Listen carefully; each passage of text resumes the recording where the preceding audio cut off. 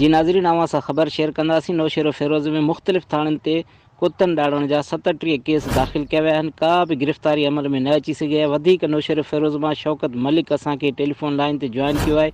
जी शौकत, छा सूरत हाल आहे इन सॼे मामले ते?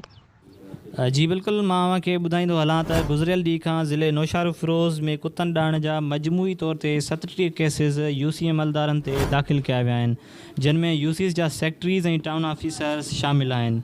केस मुख़्तलिफ़ थाणनि ते दाख़िल कया विया आहिनि, जिन में 4 भिरिया सिटी, 2 मोहब्बत देरो जतोई, 1 कमाल देरो, 2 सिटी नौशहर फ़िरोज़, जॾहिं त 2 भिरिया रोड जे थाणनि ते केस दाख़िल कया विया आहिनि। बिलाखिर मजमूई तौर ते 37 केस दाख़िल थी चुका आहिनि, मगर हिकु बि जवाबदार गिरफ़्तार न थी सघियो आहे। जी शौकत मलिक, तव्हांजी वॾी महिरबानी। तव्हां सॼी सूरत हाल बाबति नाज़रीन खे आगाह कयो।